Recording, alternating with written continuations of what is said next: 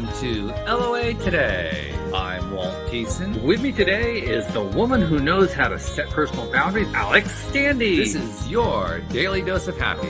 We are so happy you decided to join us today.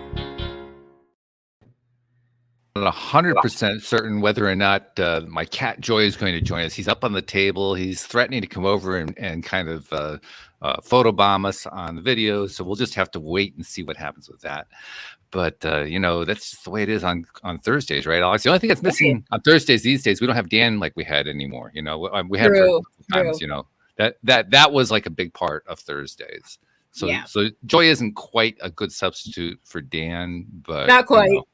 But we appreciate the joy. He does what he can do. That's the most important. So as our guest pointed out, you're all purpled out today. I think you had extra purple. Did you like purple the walls or something? I'm not sure what you did. The walls have been purple. Yeah, I thought so. So something's more purple today. I don't know what it is.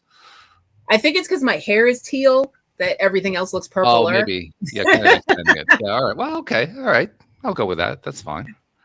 And our guest, I actually, you'll notice, Alex, I forgot to ask about the pronunciation thing. So this is going to be another opportunity for me to butcher a last name. In this case, it's not just one; it's like 2.5 last names. So this is going to be fun. But Coach Lorianne is joining us, and all right, Lorianne, I'm going to give it a shot here. Lorianne de Iulio Casdia.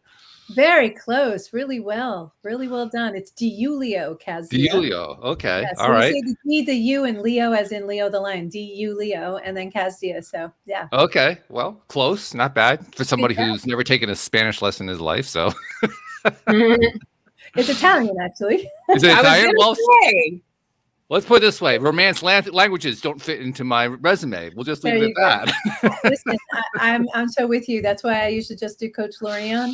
Yeah. It's so easier, and I butcher people's last names, so I don't even try. Well, I like to do it just to see how much of a fool I can make of myself. Sometimes I actually get it right, which is really astonishing, but you never really know what's going to happen. But anyway, thanks for joining us, Lorianne. And we were just chatting about how we're actually geographically fairly close because Alex is in Cape Cod. She's like within 2 or 3 hours of where I am. I'm near Hartford, Connecticut, and you're on Long Island. So we're all like Northeast right today. Oh, hello. Yeah. How about that?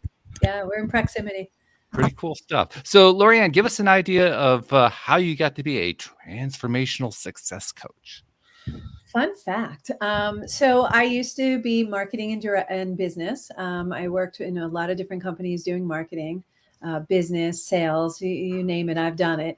And through all that process, I would actually ultimately end up coaching, mentoring, being a muse for the leadership teams, whether it was in politics or if it was in a business, private sector, public sector. I always ended up being that person to say, so do you really mean to be doing this? Or did you ever think about doing that? Or is there a reason why you're thinking this way? Or can you be better than that at this point?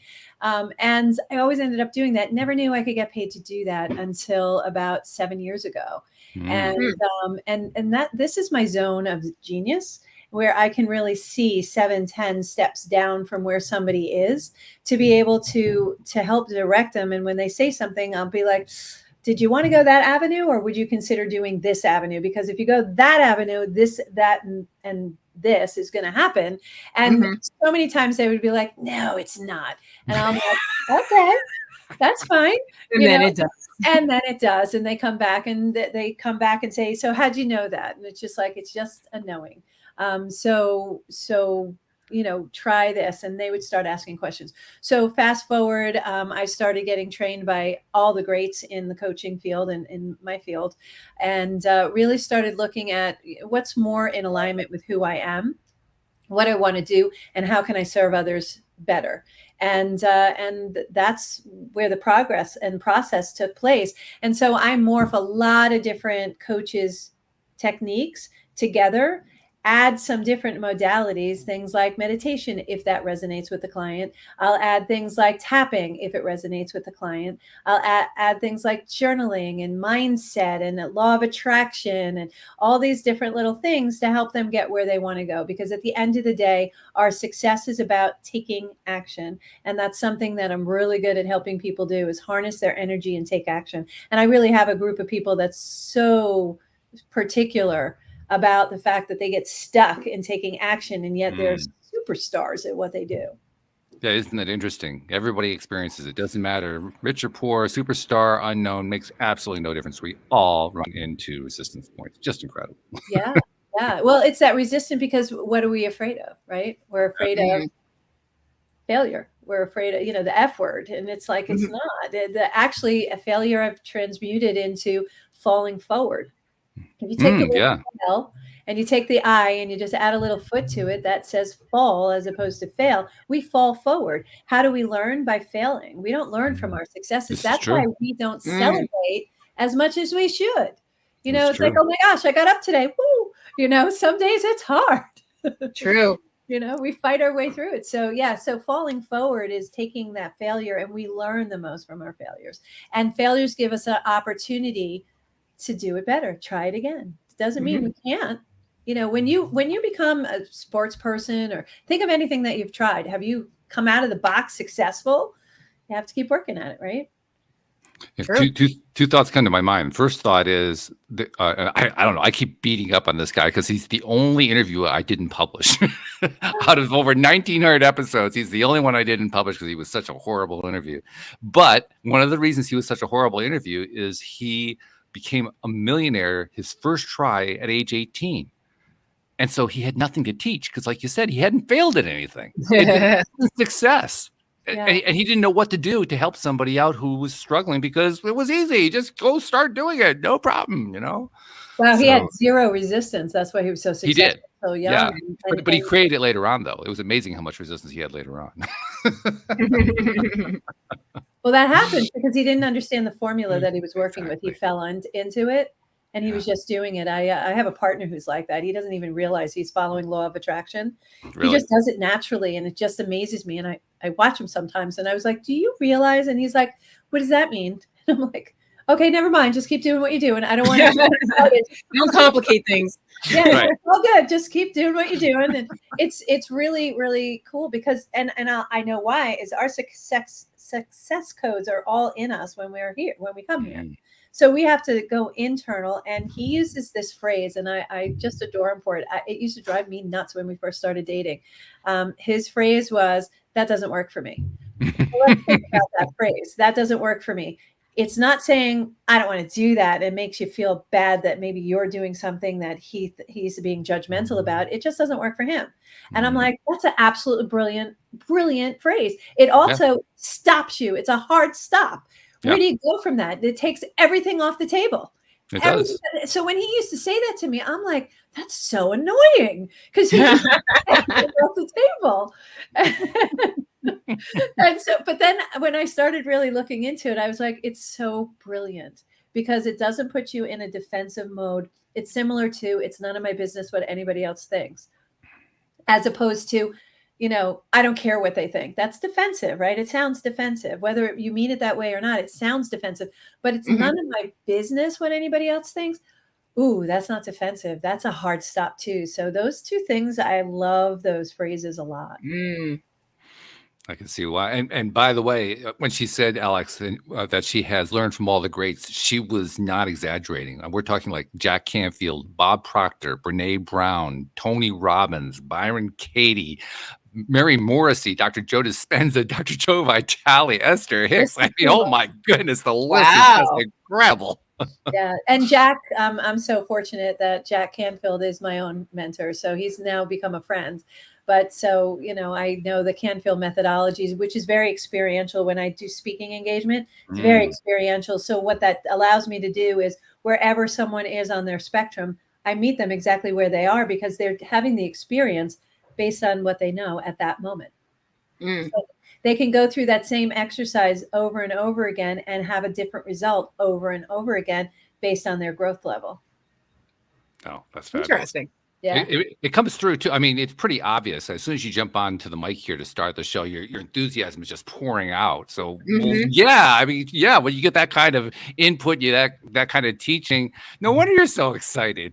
I mean, I how could you get to not do what be? I love. I get to do what I love. You know, I get to help other people. My goal is to help 1 million people find out either what their purpose is or help them on their trajectory to attaining their dreams. So if I can help in any little way, that fills me up. Like just to see my clients get so successful. I was just speaking to one this morning. I love her to death. I started working with her a year ago. She was making low 5 figures. Now she's Mhm. making high 6 figures. Nice. And it's a shift in the mind, it's a shift in processes, it's having a process, it's just doing those things and taking action. I call a lot of the people that I work with as super balls. You remember those super balls? That you remember these things? Mhm. Them and they go in all different ways and it looks like a hot mess, and Mhm. really it isn't. If you think about it, it's not a hot mess. It actually, there's a reason and a rhythm to it if you actually watch it and you pay attention. And it's the same thing with people like myself, perhaps yourselves. I don't know if you fall in that category, where we have so many ideas and we're going so fast that we don't really take the time to complete all those tasks. So we kind of feel like we're incomplete, like we're not finishing things. Some of us feel like we're failures in some aspects because we're not completing things from beginning to end, or we don't have 25 years doing blah. We have 2 Mhm. years doing this, 4 years doing this. I jumped over here. I learned this. I trained with all these different trainers. Sound familiar? Mhm. Me in a nutshell. And I figured out that, the energy that we have similar to a Super Bowl is just so high. We have so many irons in the fire. We have so many ideas that we're not even finished with the first idea and we're on to the next. We speak so Mhm. rapidly. We're having a conversation in New York, in our mind we're already in Florida. So it's that kind of thing that happens. We're Maximus interruptus because we're already in the conversation. We already finished that. We already knew what you were saying. We have to wait for people to catch up to us. So all of those are qualities of the Super Bowl syndrome that I founded. And what we do too is we get paralyzed to take action because sometimes we don't know where to start. Sometimes we don't know, what our next step is, which is different than knowing where to start, right? Mhm.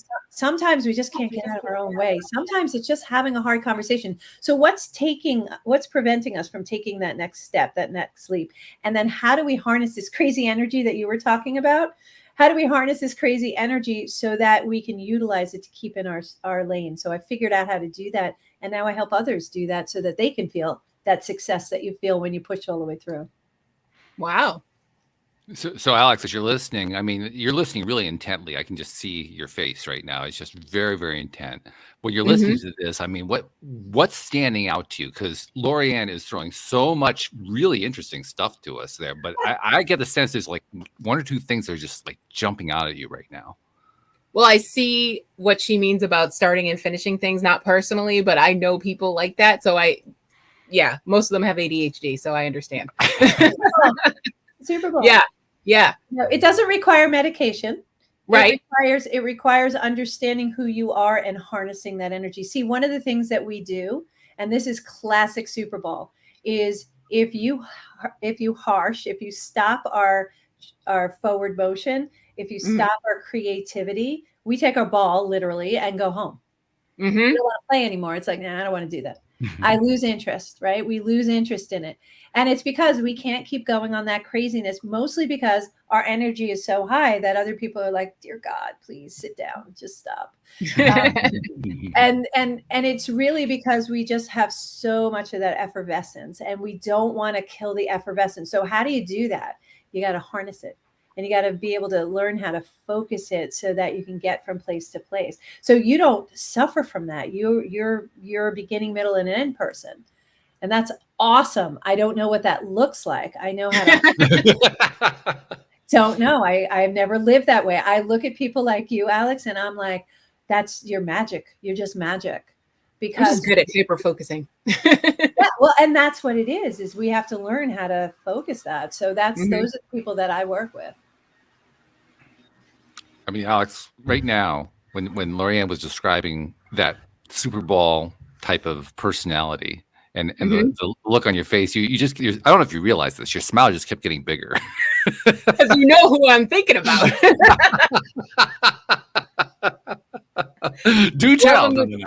My husband, I love him to death, but good God. He cannot sit still. He never finishes a project. It's always, well, what we could do this, and then we could do that, and then I just want to watch TV. Yes. It's called stacking. They put so much stuff. We put so much stuff in one day that, it's no wonder we're exhausted, because and we can do this. And then after that, we can go pumpkin picking. And then after pumpkin picking, we'll go to the vineyards. Yes, let's go to the vineyards. And after the vineyard, oh my God, I'm exhausted. I haven't even left the house yet. Yes. I'm tired just listening to this sentence. I don't want to do it. I just want to stay home. I'm already exhausted. Yeah. So what you do in that case is, why don't we just pick one? And if we have time, we'll do another one. But let's just focus on one so we can be ever present. And when we say that brings us back into control. It's like, oh yeah, we wanted that. We definitely want that. Let's do that. So that helps you not get crazy, because those stacking, we can drive nuts. But we know it's so cool. I'm just like, all right, let's finish one thing before we move on to another. Let's just try it one time. I guarantee it's going to feel great. Without a doubt. And it does feel good, because in the end, even though we're bouncing all over the place, when we get that beginning, middle, end, it feels so good. Completed, check it off. We like to cross things off a list, check them off, hear the ding. I have this program, this app that I use. It's called Microsoft To Do. It's a free program app. Recommend you download it if you don't have it. And it not only does it make a ding when you check it off, it also puts a line through it. Oh, satisfying. So yummy. That's so yummy. That is just goodness happening over and over again. And every time we do that, we clean up our opens, incompletes, and messes. What that allows us to do is it allows space to allow other things to come in, like our creativity. So you'll see us spinning a little slower, because we feel a little more in control, because we actually completed something. That makes sense? Yeah. I like it. Yeah. So I actually have this freebie that I give away. It's called 3 Steps to Cleaning Up Your Opens, Messes, and Incompletes. It's a really good place for a Super Bowl to start. Really good place. I'm just curious, Alex, is Kenny watching? No, he's not watching. Oh, okay. I suspect he's going to be seeing this one or hearing this one at some point. He watches later. Yeah. So Kenny, there you go. We've laid it out for you. There it is. Sorry, I always get off and I'm like, oh my gosh, this episode was for you. You have to watch it. Every episode, no matter what it is, there's something in it for him. Oh my gosh. Love it. That's funny. I love it. I love it. Yeah, when you're talking about the Super Bowl personality, which is an interesting label for it, because it is kind of all over the place.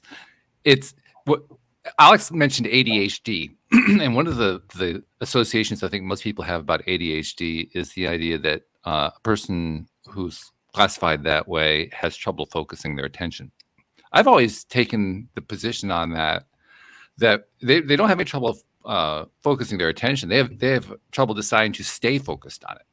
Like they're really good at focusing on whatever it is they want to focus on. It's just that what they're focusing on is shifting continuously, and it's not satisfying somebody else's standard about what to focus their attention. Yeah, it's a selection, so they can focus on things that are interesting to them, things that are not. But that's ourselves telling ourselves something. We're trying to fit everybody into a box to work a certain way, and we have to look at the fact that we don't all work the same way. Here's an example. And this is a disability that I didn't know was a disability. They would claim it a disability. I don't find it as such, because this is just who I am. Is I'm picture backwards, big picture backwards. I can't function if you say, go do this. I'm like, why? What are we going to do with it? What's going to happen? Why are we doing it? No, just go do that. No, but are we going to do anything more? Here's a reverse of that. I used to have a secretary who worked for me, and I could give him a task to do A and B.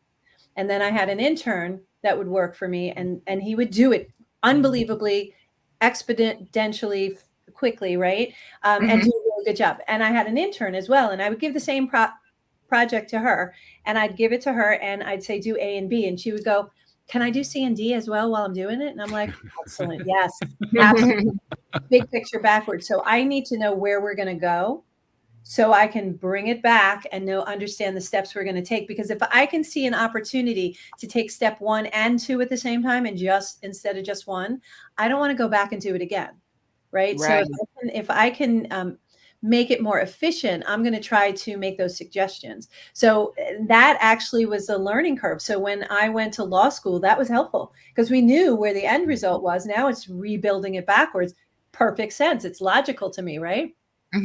If you look at a coaching, where do you want to be? This is where you are. Where do you want to be? We can do that too. It's working big picture backwards. So that deficiency, that challenge that I might have actually works for me and exactly what I do. That's why I'm supposed to do this. That's why this is my purpose. That's why I have this ability to work big picture backwards. And some people, like my secretary, could only do A and B. If you said A and B, and if you could figure anything out, let me know. Didn't even cross his mind. He did A and B. That's it.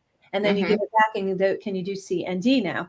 And he would do it. So it wasn't like it wasn't getting accomplished, but we each have a way about doing things, and none of them is wrong. It's just how we work. So sometimes things that we put labels on, and I put a label of Super Bowl on, it's just for identification. It's not for putting somebody in a box, because pigeonholing is something you don't want to do with a Super Bowl, because we'll take our ball and we'll go home. So you want to be able to allow somebody to breathe. And that's something, like you said, it's a choice. When they want to focus, man, they focus. And it's wicked focus. It's like laser focused. Yeah. So they have the ability. They just showed us they had that ability.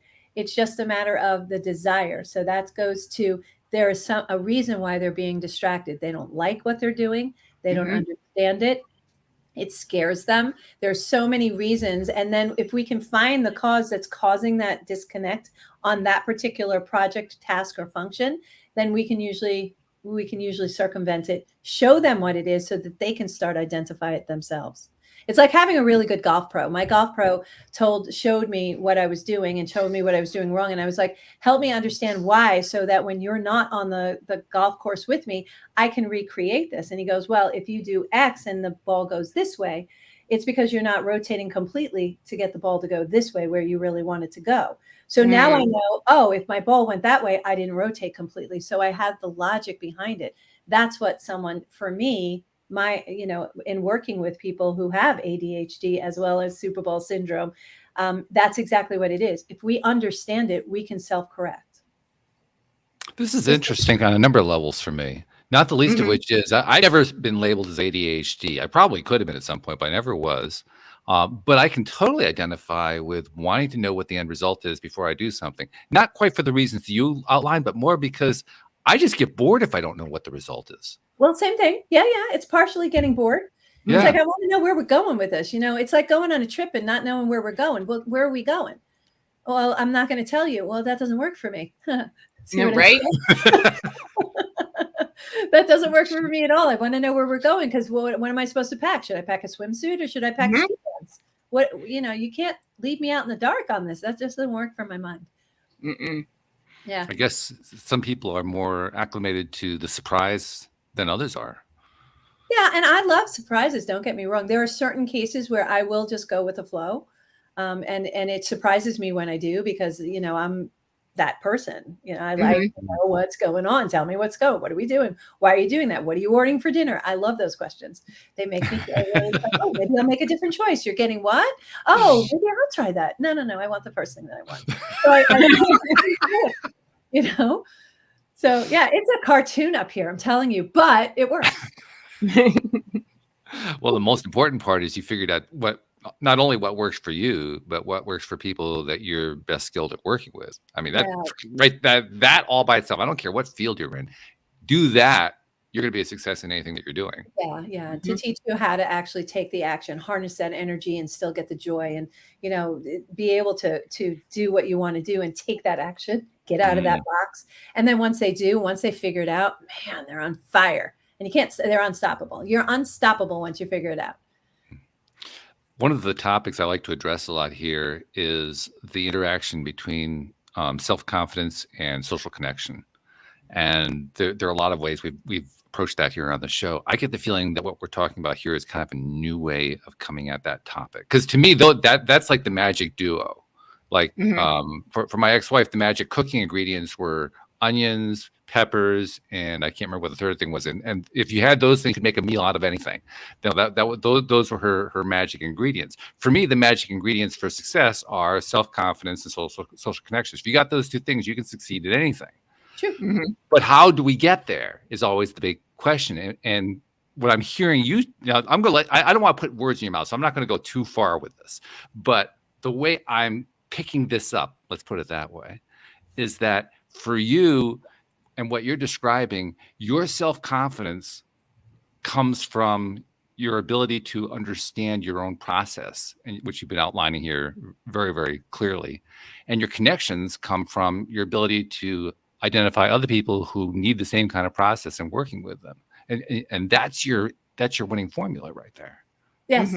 Yeah, absolutely. Absolutely. And that's anybody's winning formula. We all serve our former selves. So my out of control Super Bowl was my former selves. My inability to settle with the fact that I can't do a lot of these things, or I'm not getting out of the box, or I'm not completing tasks. It left me feeling very cluttered.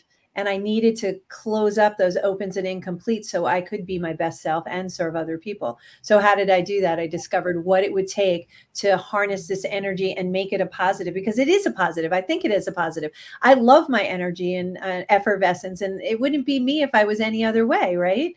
So you want to contain that, learn how to do it, and take those tasks, and that I'm able to share that with other people, able to identify it, makes it even better. But you said success, right?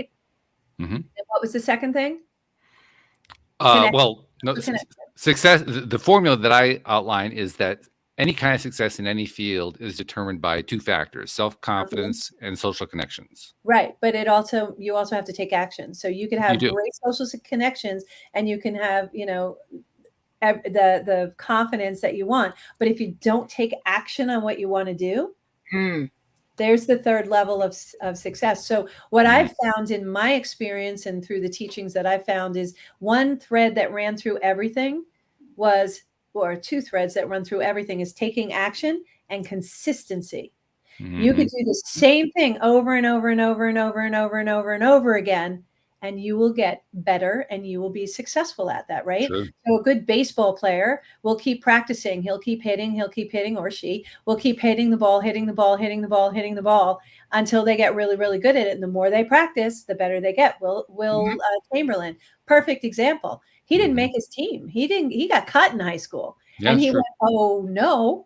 And he went and he practiced until he couldn't practice anymore. And now look where he goes. So it's being consistent and taking that action. He took action. He said, no, that's not acceptable. That doesn't work for me. And he went and just practiced until he got better, good enough to be on the team. And then he excelled from there because he had created a habit and a pattern of success for himself that became greater and greater, even bigger than he even really imagined, and why he's such a really great role model. I'm glad you mentioned the action piece. I have to admit, when I think about self-confidence, to me, part of the definition of self-confidence is somebody who's ready to go take action. Not necessarily. I could be ready to take action, but never take those steps. And that's a Super Bowl does that too. We come up against it and something stops us. And if we can't identify what's stopping us, I'll give you an example. So how I discovered the syndrome is I was, in my work week, I have an office in my house, and all of a sudden I found myself doing something I really hate doing. I don't like folding laundry. I don't really know anybody who loves it, but I do not like doing it. But I know I have to do it. It's an important role that I do for my family. I actually like doing it when it's all folded and done. I love it because now it's all nice and neat, and that, helps and attributes to other things because I like things organized. So also another symptom, by the way, being organized and yet we're not. Isn't that weird? But so I'm down there and I'm folding laundry. It was during my work week, during the day. And I'm sitting there going, why am I doing this at this point? What am I avoiding? And I knew exactly what I was avoiding. I knew I had to make a very difficult phone call. I wasn't looking forward to it. I was fearful that the answer was going to be no. I probably thought it was going to be no. I was thinking very catastrophic instead of anastrophic, which is very unlike me, but I wanted it so badly that I put so much weight on it that now it was making it impossible for me to move. So I wanted to take action. I was ready to take action, but I didn't take action because of that little bit of fear. So I stopped myself and went, oh, I know what I have to do. Go upstairs and go do it. I actually like self-talk to myself, self-coach myself, put the laundry down. And by the way, I justified doing the laundry because that was an important thing for my family to do. So I replaced it with something else. Someone said this morning to me, one of my clients this morning said to me, well, I kind of substitute not feeling well because I have Hashimoto's. I substitute that as a reason for me not doing this. And I was like, well, that's an excuse, right? We're throwing an excuse on the table. What's stopping you from doing what you're doing? She goes, I don't really want to do it. And I was like, well, there's the truth. Truth comes out when you really ask those tough questions to yourself. So I went upstairs, I made that phone call, and weirdly enough, and almost aggravating, he was like, yeah, no problem. I was expecting I tortured myself for 2 weeks for nothing because the answer was actually ultimately yes. And so here I was thinking the worst case scenario when the best case scenario ended up, and I wasted 2 weeks of time, but I got all my laundry folders, so upside on that. But, you know, with that said, that's what I'm talking about, is that we could be ready to take action, but we have to actually do the steps of taking action. And that's where a lot of people need accountability. That's where a lot of people need a coach, someone standing by them who will say, or a bestie, whoever, who's going to stand by them and call you on it and say, listen, you made a commitment to do X, Y, and Z. Why aren't we taking those steps? To ask those questions if you can't ask yourself. And might I point something else out, and this is kind of very fervent for me, is that if you do, and I hope you do, get a coach for accountability and for tools, it's always good to have somebody on the sideline looking in. Make sure they have a coach. It's really important because we all need coaches. And if they don't have a coach, they're probably not coachable. So I would just wonder what kind of advice they're giving if they're not doing it themselves. So it's walk in the shoes. I walk in the shoes. I ask nothing of my clients to do. I don't recommend anything if I haven't done it myself. And if we're going to do it together, I'll walk with them because I know the walk. Been there, done that, have a couple of t-shirts of how not to do it that way. You know, this is, you might want to do it this way because I did that. That didn't end well. So, and that's helpful to having that kind of life experience helps be able to say, here's a hurdle. You could take the hurdle, you could jump the hurdle, or we can walk around it. My choice is always to kind of walk around it. It doesn't take as much effort. I love it. That's fun. That's really fun. This is also a great reminder to me how much I love doing this podcast, because I've mentioned this many times. I love the different perspectives that I get from co-hosts, from guests, listeners, and sometimes even from myself. I sometimes surprise myself with stuff that I come up with. But all the different perspectives just have fed me over the years. And here you are giving me another perspective. Now, the perspective I've had for the longest time about doing folding laundry is that it's a great way to calm myself down so I can get to a point where I can do something. And here you are saying, well, the laundry is actually getting in the way of me doing the thing I needed to do. I said, okay, well, yeah, all right. We got two different ways of looking at the exact same thing. That's fascinating. Right. Exactly. Yeah. So, you know, again, it's something I don't enjoy, and I only really like to do things that I like to do. So again, going back to the ADHD type of a scenario is I only want to do what I want to do. So I'll do that because I have to. I should say I get to do it because I get the benefit of it. But yeah, so I love the different perspective of doing the laundry. You're like, okay, it calms me down. I like to meditate. That calms me down. So when I just go take 5 minutes, I go meditate, and then I'm like, oh, and I'm in a happy zone. It's really fascinating. I mean, because I often will do something, a mindless task like that, you know, just do the dishes, fold the laundry, something like that, in order to calm myself down, because I am trying to avoid something. And the process of calming myself down makes it clear to me what it was that I wasn't clear about before that I was trying to avoid. You know, so, and there's something to be said about doing something that's, you know, mindless or not. You know, we need to shut our brains down. That's why we need to take time off. Anybody who's working 24/7, workaholics, you just keep working, but you're going to exhaust yourself. I know. I used to be one, and I have to shut my brain down, and all the answers come. That's why I meditate. my answers Mhm. come from my meditation. It's amazing what comes to me when I meditate. I'm like, oh, Mm. there it is. There's the answer to that, challenge that I'm having. Mhm. Oh, there's how I should probably address this situation. There's nothing that we can't solve. It's just we have to give our mind time to Yeah. So, yeah. And when you have a carnival in your head, it's hard to it. So Mhm. that's why I do a specific. I'm actually certified as a Kundalini yoga meditative Oh, practitioner. That's 2 Okay. weeks in a row. This Okay. is true.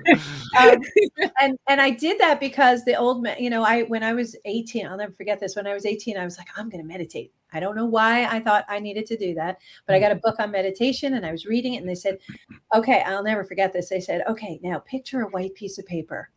And I'm like, okay. And they're like, okay, just so clear your mind. And I'm like, da da la la la, to-do list, and don't forget to do it. And all the voices in my head started like, I don't know. It was like almost I gave it this permission to just start going at it. And I'm like, oh my God, shush, everybody needs to shush. And it didn't work. So what Mhm. Kundalini does that it does not do, just pure meditation, is it gives you languaging. It gives you vocal vibration. So now you're activating your voice. Mm. That while you're concentrating on vocal vibration, the truth is we can all multitask, but we can't really do more than one thing. So if you stub your toe and then hit your wrist, you're going to be focused on either the toe or the wrist, but you're not going to be focused on both pains at the same time. Same Right. thing with focusing on actions. So with that, and then hand motions, there's hand motions associated with the Kundalini practice. While you're doing the hand motions, or if you get really into Kundalini, there's a yoga poses you have to hold. While you're sitting there trying not to shake and fall like a house of cards, Mhm. you're focused on that, and this shushes. And anything to get this to quiet down is good. And the longer you practice meditation, the easier it is to bring it back. And I'm sure that you've heard, if you've ever meditated, you've heard that, if you keep doing this, you could bring it right back there, right back where you are in the temple, right back where you are in that quiet place, that happy place on the beach, wherever you establish as that cone of silence type of a place where you could sit there, that you'll be able to do it instantaneously. And now I can shush all the voices in my head. But the reality is they're still there. They just know they're in a timeout right now. The strategies that people have come up with. I mean, we talked a little bit, like Alex said, we talked with our guest last week about Kundalini yoga, and he didn't really go into great detail about the process. I mean, at our request, he talked more about what happens in your body when you're doing it. But still, a very interesting conversation. But what I'm thinking about right now is we all have our different ways of going at things. Like I never learned Kundalini yoga. When I was trying to learn how to quiet my mind, the first thing I did is I gave up on meditation, and then I came back many years later on saying, okay, I guess I got to do this damn thing that I really don't want to have to do.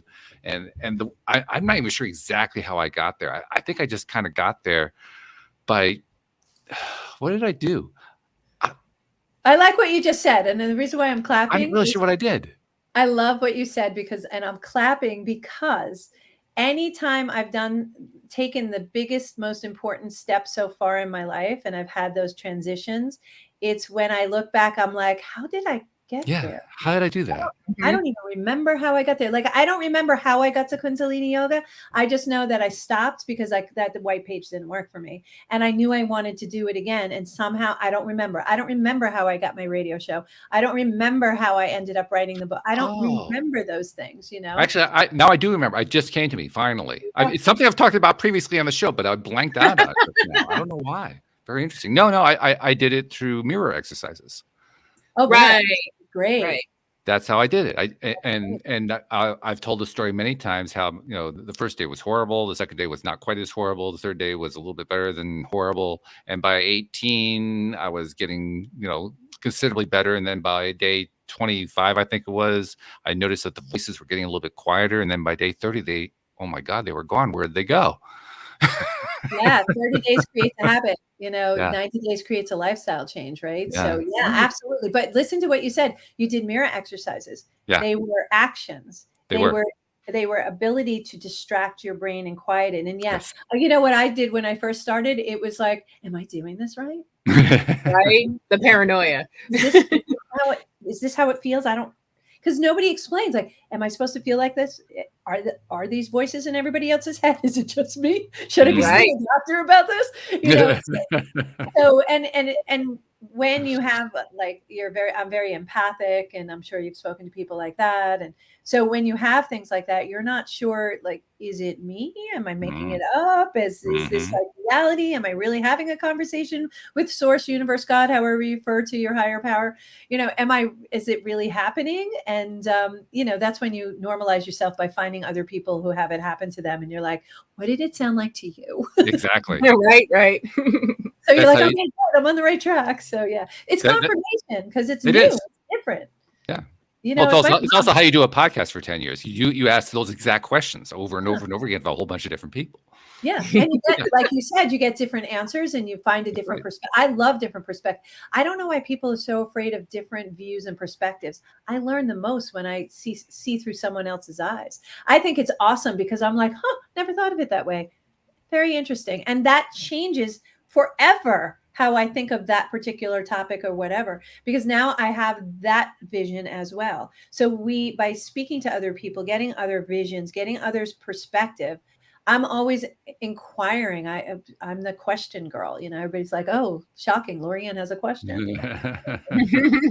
I actually think I know the answer to your question, by the way, about, how do we get to that place where we're afraid of perspectives? I think it's the fear itself.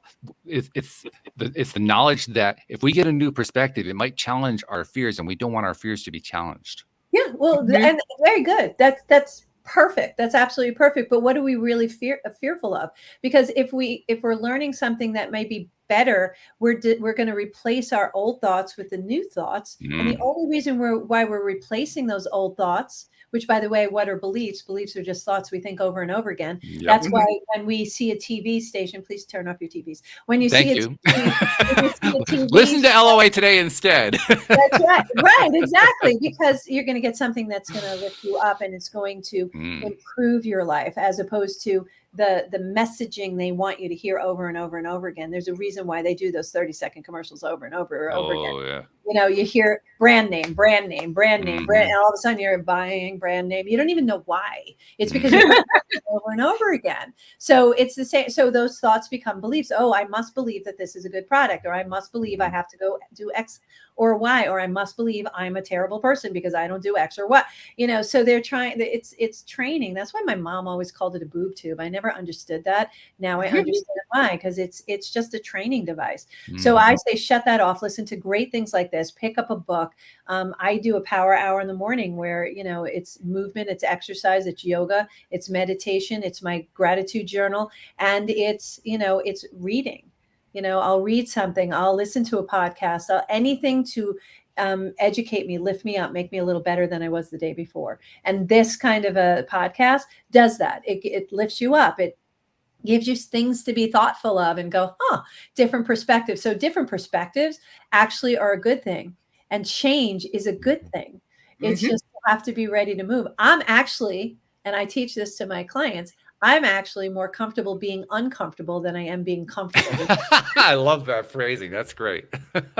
Yeah, absolutely. I'd rather be uncomfortable because then I know I'm growing and I'm learning. When I'm comfortable, I'm like, ruh-roh.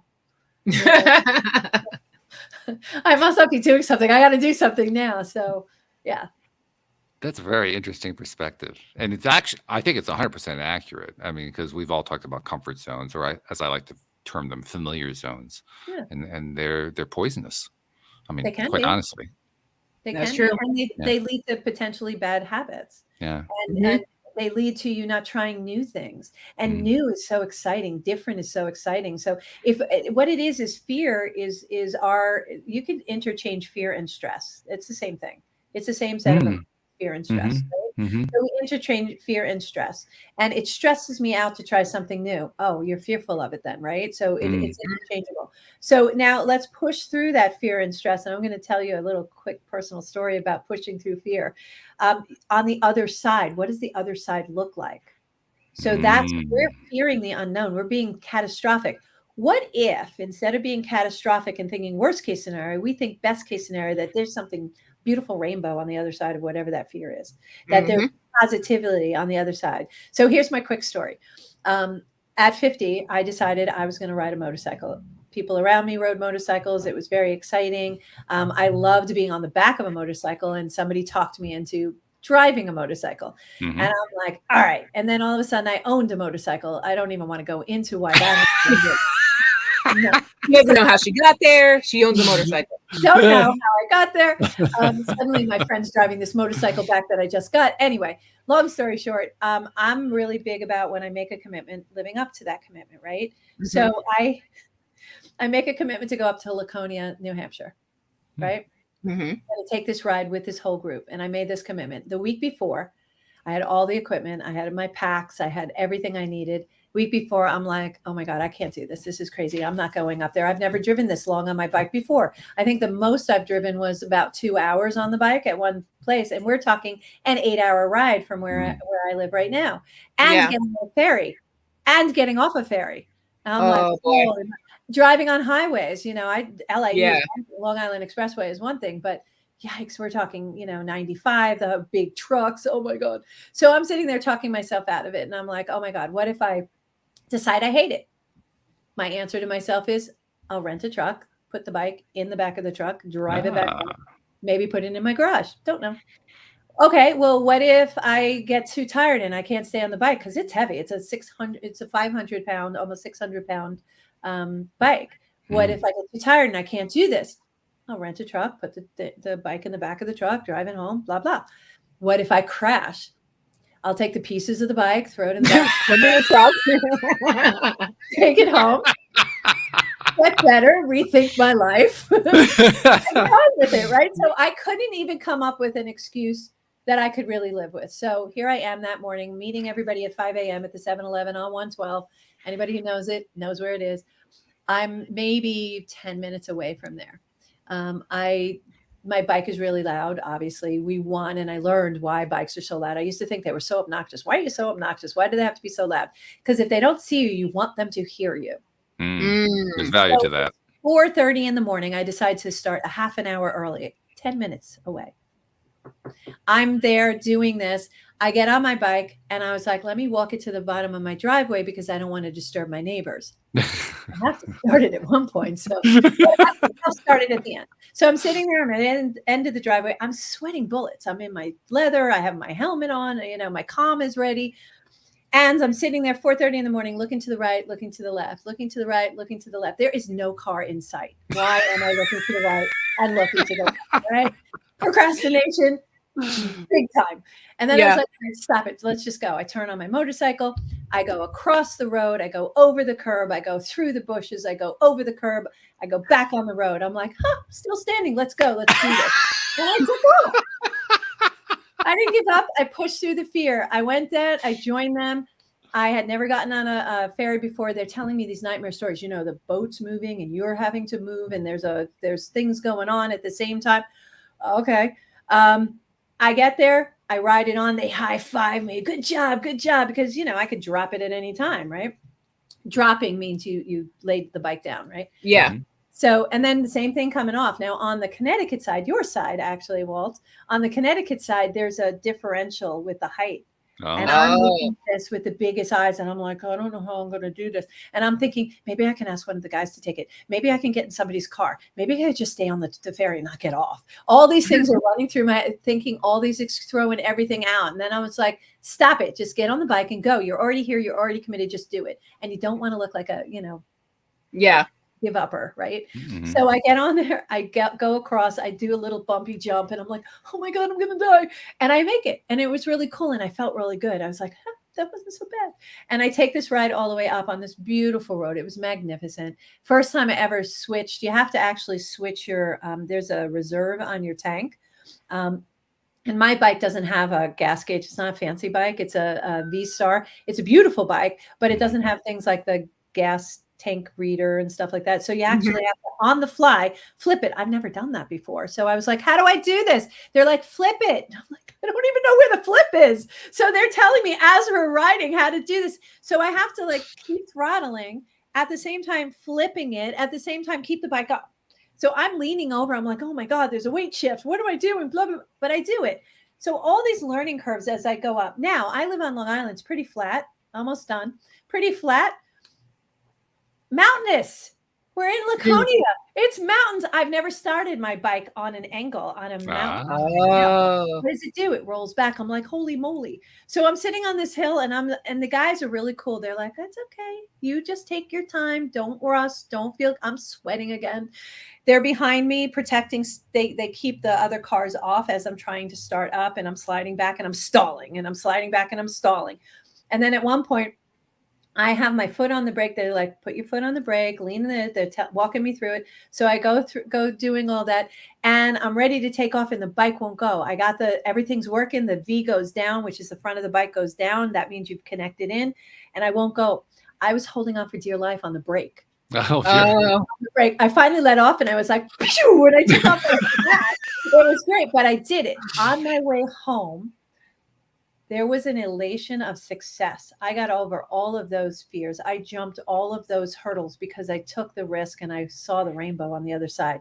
The feeling was like I had given birth. The feeling like I was 5 again, and I learned something new. The feeling was just such success. That's the feeling of success. When you push through that fear of being successful, when you push through the fear of the unknown and get to the other side, I'm telling you, there are rainbows, there are butterflies, there's unicorns. Okay. Well, that was different.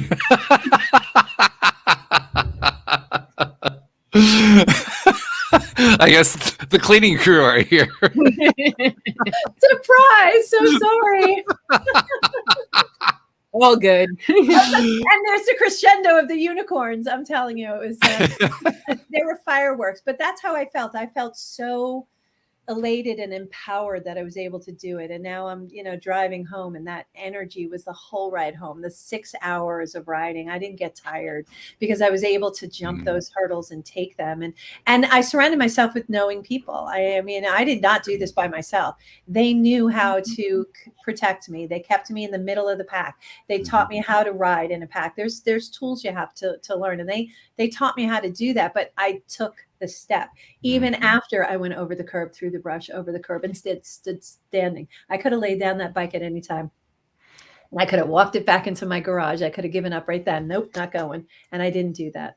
And those are the feelings you get when you're successful, when you complete that project. And that's the elation I want everyone to feel. I want them to be able to feel that. You probably do all the time, Alex, because this is just what you do. Actually, no. No? It's weird. So all right, like Walt knows, he's been with me for a while. When I first met Walt, I was in the hard set middle of agoraphobia. Oh, so sure. For me, I see you getting excited about all your triumphs, and I'm just like, I low-key played mine down so that I wouldn't self-sabotage. So I was just like, it's just a regular day. I'm going camping, but it's just a regular day. Okay. But then you would think when I got home, I'd be like, I went camping.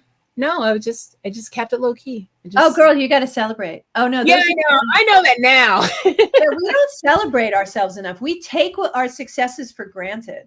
And we need to, that's why every Friday I take out your phone, put it on your phone, block out Friday, block out 15 minutes. And I need you to turn around and look back on your week and find something. It doesn't have to be big. It doesn't have to be learning how to ride a bike. It could be the littlest thing, getting out of bed. Sometimes that's a big success for that week. Sometimes people have a hard time getting out of their house, taking those steps. We get into that comfort zone. Put yourself out of comfort. So look back on your week and find something to celebrate. It could have been getting to places on time. Maybe that wasn't your strong suit. Now you're getting to places on time. It could be, any little thing that you did, celebrate. So you going camping when that was out of your comfort zone? Yes. Camping is just amazing. I am not sleeping on the ground. You're not getting me camping. Hold on. No. You get me camping in an RV. I'll do that. I have an electric. I sleep on the ground. You're cute. Oh no. No. Ma'am, I have a double queen with a blow up what are they called? A bed frame. And I have a 3-bedroom tent. If I'm gonna camp, I have stipulations. You don't camp, you glam. Stop it. I glam. Yes. All right, now that makes sense. To me, I have a blow dryer. If you get yeah, I need Wi-Fi and electricity or I'm not going. I could glamp with you. All right, we can glamp together. Okay. Yes, we can glamp together. All I saw was like, I don't know, the bags you sleep in. I'm like, that's not happening. That's what I saw. My husband first brought it up to me. I was like, no offense. That's some white people shit. I'm not doing it. I'm not going to the woods in the dark. Like, this is a horror movie written badly and black people die first. I'm not doing it. It reminds me of that Geico commercial where they're like, run, hide behind the chainsaws. I'm like, what? Yeah. Yes. Love that commercial. That's Should we run to the running car? No, hide behind the chainsaw. Yes. Yeah, that's what I saw. I was like, no, I'm not doing it. But here I am 4 camping trips later. And I'm alive. That's wonderful. But it's definitely glamping, and I love that. And it is. Final level, but you still did it. And that's is that you still did it. You were like, well, wait, I have rules to this game. If you'll meet my rules, then we'll do it and we'll try it. Yeah, I absolutely. That's the first time I went whitewater rafting. I'm like, what now? You want to do it? So, you want me to get in the boat and do what? Go where? What speed? No, thank you. And I was just like, so I have a level of danger, right? So even on rides, I don't go on a lot of rides. If it requires harnesses and bars and helmets, I'm not getting on that. I'm holding the purses. Yeah, absolutely. I'll check that. I'll check that out without a doubt. But like he was like, no. They'll give you a life vest, but you don't have to wear it. Don't worry about it. It's fine. And then you don't have to wear it. Yeah, well, because it wasn't a level 5. I went on level 5 down in New Mexico with him, and that was fierce. But here's the trick on that. This is for any of your listeners to put in the bank. Make sure you sit behind the biggest person, because when those waves hit, they hit him and you duck. So I ducked, and he was getting killed, and I was like, fine. I was like, this is fun, but I kept ducking. So the gentleman in front of me he was really, really tall. So it was awesome. So there's my little hint on level 5s, but that was awesome. Our boat literally went up vertically and then came down like that. And I was like, this is exciting and terrifying all at the same time. But that's a hard pass. Walt, are we going whitewater rafting? Because you're the big guy. So it's right behind him. It was directional, and that's a category 5. They're very rare to find. The one that we go up in upstate New York, I don't even think you can call it whitewater rafting. It's let me explain it this way. On the raft, I have my pup, and the pup is standing on the side of the raft, and we're going through the water. Ah, yes, that's pretty mild. I think that's more along your line, right? All right, yeah, I can do that. Yeah, it's really kind of like floating. I don't think it's whitewater rafting. It's more tubing. Yeah, it's more tubing. Yeah, exactly. So I was like, that's the level I like. I like that a lot, and I don't have to row. I always keep, by the way, second note, always keep a pup, because you have to take care of the pup. So other people row. Yep. Little lessons I learned along the way. These strategies are and the whole strategy about being behind the big person is one I can identify with personally, because many years ago, a year or two after I got married, we were on a lake in Virginia, and we were on a jet ski, and all of a sudden a storm comes up. It's my wife, my niece, and myself, and the storm comes up, and it's just driving rain and wind, and you don't normally get big waves on a lake, but we had these huge waves. And of course, they're sitting behind me, and I'm the one who's riding through the storm, trying to, shelter them and get us into port and so forth. They're hiding behind my back. So I know exactly what you're talking about. Oh, yeah. From the other perspective. Yeah, it was great. It was really great. At one point, Anthony, my partner, he was in the front of the boat, and he was sitting next to this woman, and we hit one of those things, and I just saw him reach over and grab the back of her vest and pull her back on the boat. And I'm like, oh my God. Yeah. So there was a reason why, because at the beginning I was like, well, why is he not sitting next to me? But I was smart enough. Also sit in the back of the boat. Never sit in the front. That's like kind of a roller coaster. You see what's coming, don't you? Nope. Don't do it. Don't do it. See, Alex, I get you.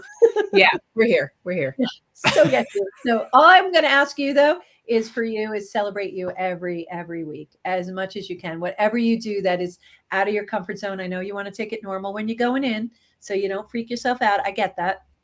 That's a coping skill. I totally respect that. But on the way back, celebrate it, that you went through it, you pushed through it, that you were able to do it. You probably do all these kind of things. And by the way, that picture behind you, gorgeous. Thank you. Hold on, crooked lamp. Okay. We're sisters. I could tell. Nuts. My OCD kicked in for a second. Didn't see that. I hear you. I got it. I understand. Totally understand. But yeah, my husband celebrates me so I don't have to. So he'd be like, look what you did today. Look at you go. But I do the same thing for him. I'm like, see, that only took 20 minutes. Look at you go. Yeah, but in the fact that you're celebrating each other, you are celebrating you, because you're listening to that, you're taking that feedback, and feedback is so important. And yeah, what we do is so important to take those next steps, and we take giant steps that we take for granted. So yeah, celebrate yourself, celebrate you, celebrate your friends. I'm all about the celebration. You know, any reason to like pop one of those poppers, it's awesome. It's awesome. I think there are a couple things I need to say here. First of all, Lorianne, you've done a wonderful job of bringing Alex out, because normally if I can get 10 sentences out of her, I'm doing really well. And you just she just erupted today. So thank you for that. That was really cool. Here's Alex. If you hadn't said that to me and you would say, do you think she's normally like, I'd be like, oh yes, absolutely. Absolutely. The energy is in a nutshell. Yeah, it's awesome. It is awesome. I'm loving it. I'm also loving the stories that you've been telling us, and the basically teaching us concepts along the way too, which is the best way to tell a story and to teach a concept. I'm loving all of that. You got to tell, before we lose you for the day though, you got to tell people a couple things. First of all, you got a special program. I think it's called Take Action with Jet Propulsion, which somehow is kind of appropriate considering what we've been talking about here. But tell us about the program. Taking Action with Jet Propulsion is my masterclass. We start a new class at the 15th of every month. We start the new class then, and it starts either Tuesday, Wednesday, or Thursday, and you can pick any of those days. And that masterclass gives you some really good foundational success principles. It gives you those tools that you need to be able to really learn how to harness your energy and stay in your lane, get to that point where you're completing things. And you also get a 1 hour laser focused coaching session with me, where I really look at your business and let's look at what we need to do. So I take that big picture of where you want to go from where you are, and help you connect those dots so you can leap that hurdle, so you can get where you want to go. So it's really great. It's a lot of fun. You get a community of people, of like-minded community, having the same challenges or similar challenges, who have jumped some of those hurdles themselves, and they share what they've learned and their successes. And we also celebrate what you do. You know, even those little things, they matter. The big things are great too. So it's a really good way to get that foundational work in there. Sounds really, really good. And I know you emailed me a link to your webpage, so we'll be able to put that into the show notes. But let's tell people too how they can find it too, in case they're just too damn lazy to look at the description. How do they find that particular page? Where is it? Is it on a website? What do they do? Yeah, so if you want to go to ldcstrategies.com, that's ldcstrategies.com. I know I'm told all the time I talk New York fast. So don't give people time to write it down. Wait, I'm getting a pen. And if you go there, you can absolutely find the link. You can email me. I'll send the link to you. I'll also send to your listeners, if they tell me that they heard me on or saw me on LOA today, I will also give them a little freebie, which is 3 steps to cleaning up your opens, messes, and incompletes, which is a really good starting off point before the masterclass. Very nice. I love it. Nice. Alex, you get the final word. What do you think about Lorianne? That doesn't work for me. It's my new standard for setting boundaries. Like, it's no longer respectfully. It's that doesn't work for me. Respectfully. Oh, good. I thought it was my question that didn't work. So thank you for clarifying. No, that's what I got from her. That's what I'm taking. That's a great takeaway. I'm telling you, it will serve you well. I have people who text me and they say, I just used it. And I was like, oh, and they're like, it was perfect. And stopped them in their tracks. And I'm like, I know. Because oh my God. It's going to come in such handy. Oh, I already see myself using it. And I apologize in advance. For everybody else. Sorry. I'm not going to do the dishes. That doesn't work for me. Respectfully, that doesn't work for me. It's a complete sentence. Send your letters of complaint to Alex Standy, care of LOA Today.